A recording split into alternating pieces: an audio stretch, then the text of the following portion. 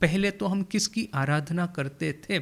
जैसे ये natural forces है, बिजली गिरती है, बारिश होती है, अग्नि जो आग लगती है, फिर ये जल है, ये पृथ्वी है, ये वायु है, इस तरह के जो देवता है या तो फिर फोर्सेस ऑफ नेचर जिसको कहेंगे, प्रकृति की शक्तियाँ, प्रकृति के ये परिबल, उसको हम पहले आराधना करते थे इस आशा में कि अग्नि की आराधना करेंगे तो ये दावानल जो होता है, फॉरेस्ट फायर या तो और कुछ, वो आकर के मेरे घर को खा नहीं जाएगा, तो उसकी आराधना करेंगे। ये जो इंद्र देवता की आराधना करेंगे वृंदावन में, जैसे कि इन्होंने देखा कि ये इंद्र की आराधना नहीं करने से फिर इतना बारिश बरसाया, इतना बारिश बरसाया, इस आशा में कि ये सभी गोप गोप बालिकाएं जो है सब भस जो है जो सब है कि वो फ्लड में सब तैर के चले जाएंगे, मर जाएंगे।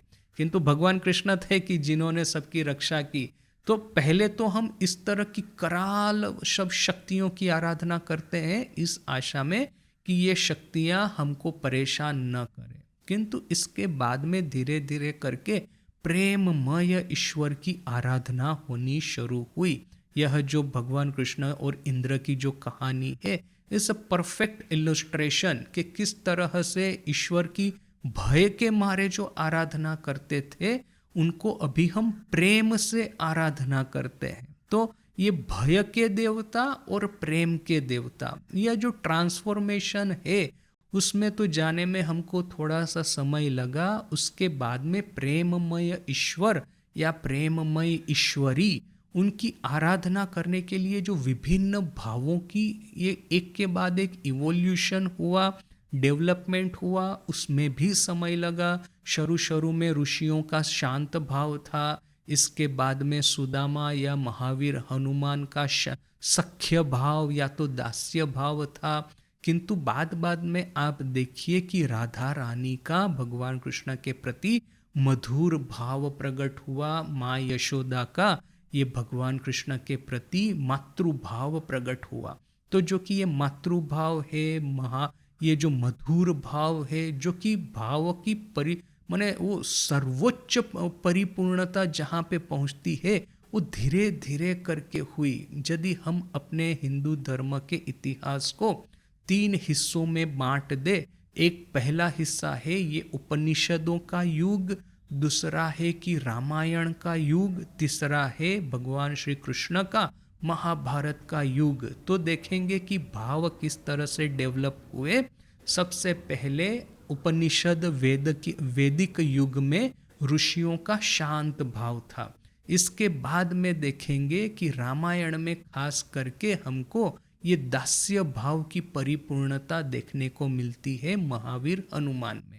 अभी जब भगवान कृष्ण का युग प्रारंभ हुआ, वो सतयुग, फिर ये त्रेता युग भगवान राम का, और फिर ये भगवान कृष्ण का द्वापर युग।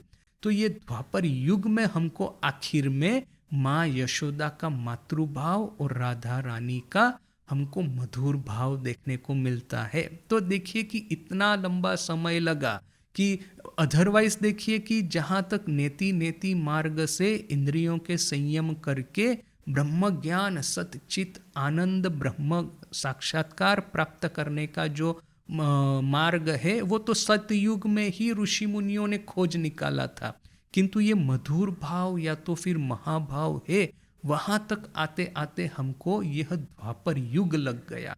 त्रेता युग में भी सतयुग में भी ये बात हुआ नहीं समाप्त, फिर त्रेता युग में भी हुआ नहीं, आखिर में द्वापर युग तक हमको आना पड़ा ये महाभाव या तो मधुर भाव की परिपूर्णता प्राप्त करने के लिए।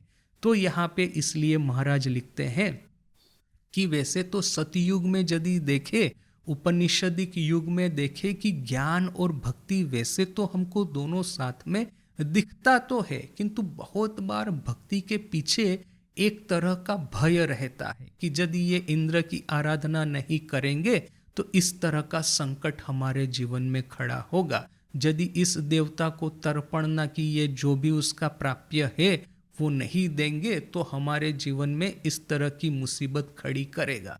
तो एक भय के मारे भक्ति वहाँ पे हमको थोड़ी बहुत दिखती है।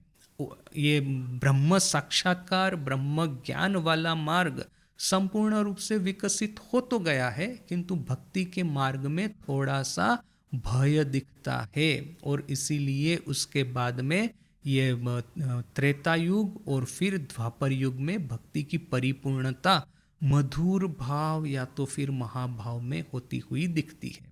इसीलिए महाराज कहते हैं कि भक्ति विभाग के सभी, भक्ति पथ के सभी विभागों की संपूर्ण परिपुष्टि होने से पहले ही उपनिषद में ज्ञान मार्ग की सम्यक परिपुष्टि होती हुई देख सकते हैं।